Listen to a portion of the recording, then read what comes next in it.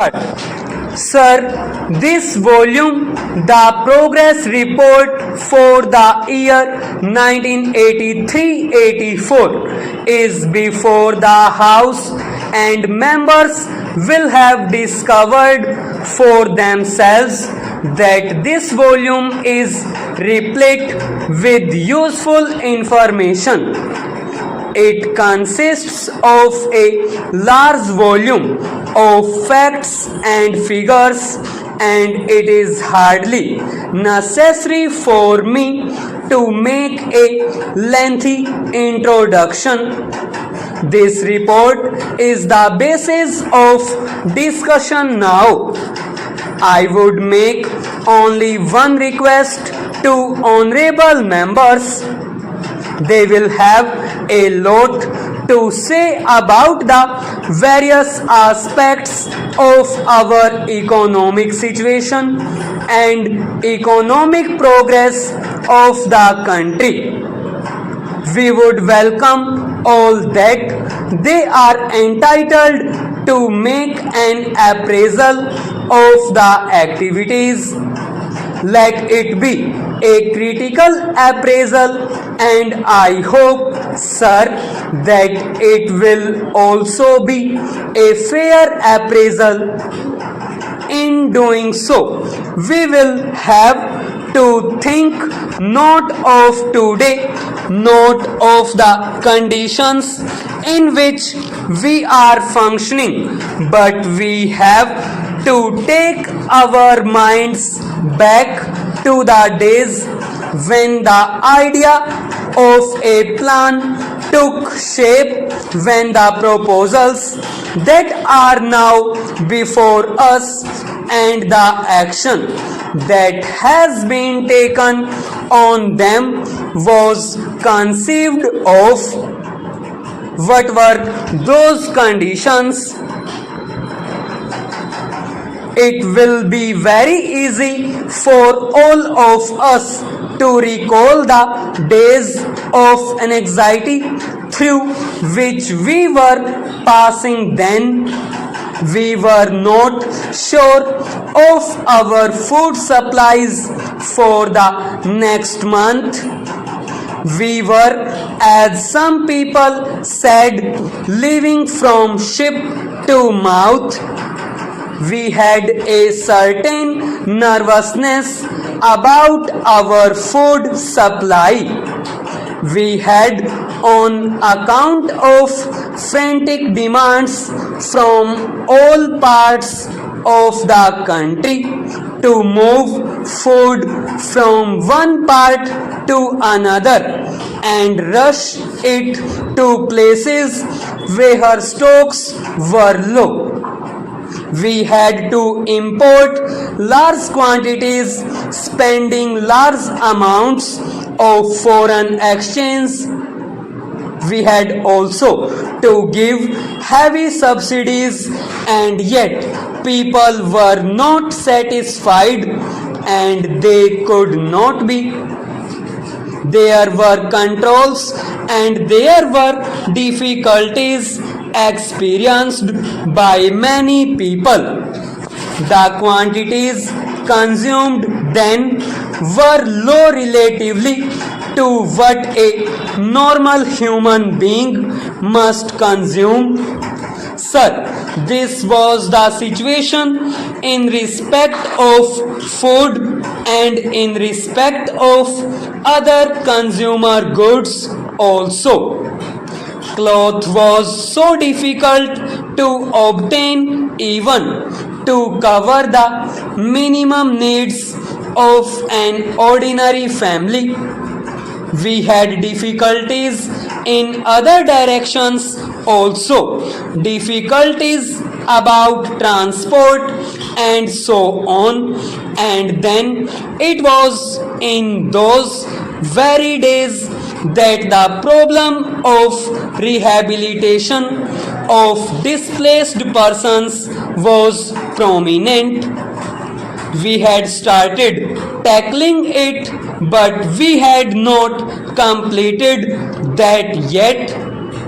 Prices were rising and so many people felt that at those high prices an average family could not subsist.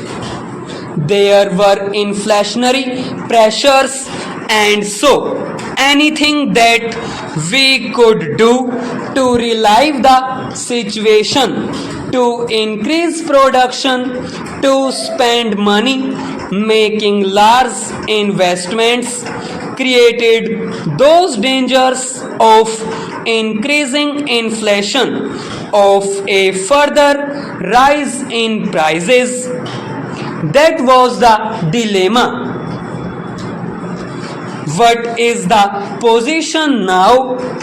When we judge of ourselves today, we should not think of today on the basis of conditions today.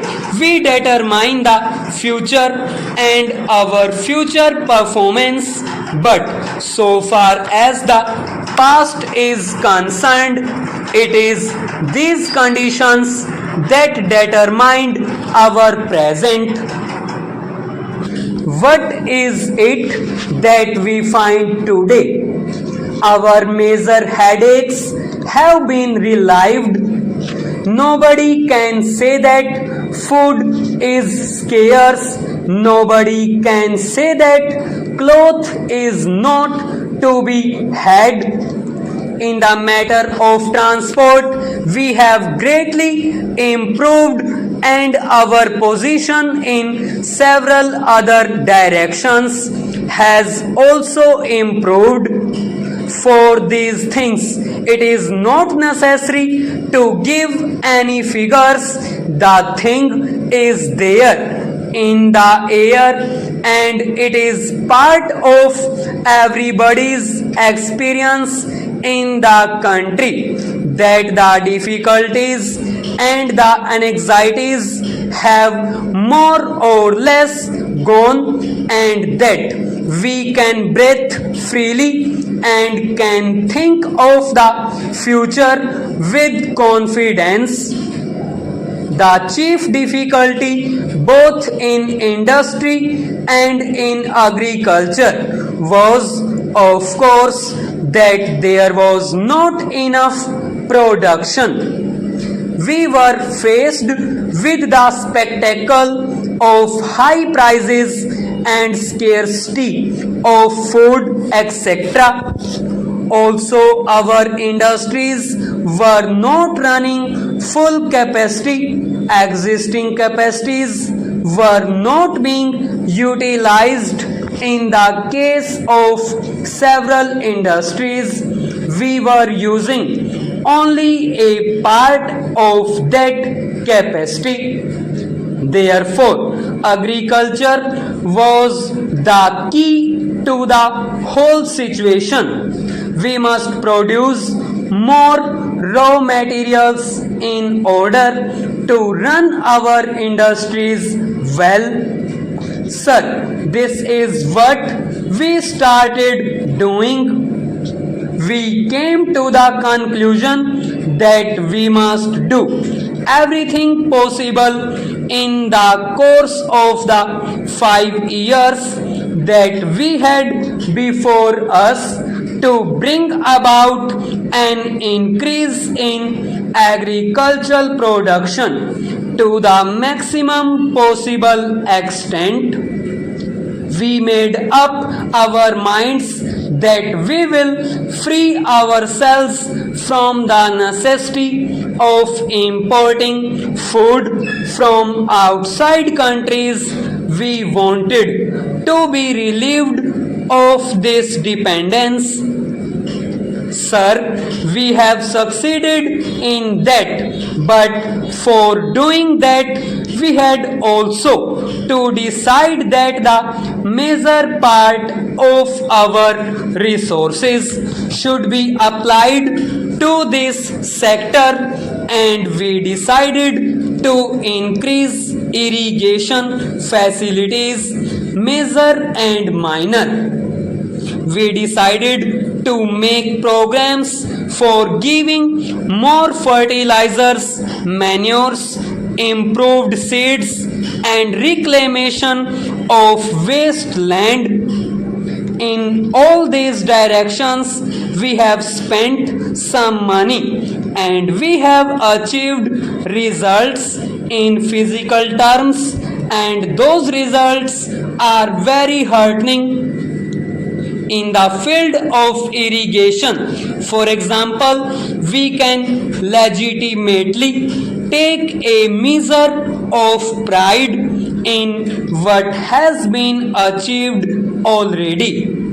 By the end of this year, the area irrigated by projects is expected to exceed 5 million acres. The River Valley projects, which had been begun before the plan, are now making rapid progress. Work on the new River Valley schemes, which were included in the plan for the first time, such as the Chambal, the Kosi, and the Tungabhadra, has also begun. On the Kosi, preliminary work has been completed and construction is about to begin. Some members were anxious about Kosi. Estimates of about 7 or 8 crores of rupees have been sanctioned and all preliminary work has been completed. I may tell them that in a few days construction will be taken in hand. At the Kosi project, we also hope to witness the heartening spectacle of large-scale public participation.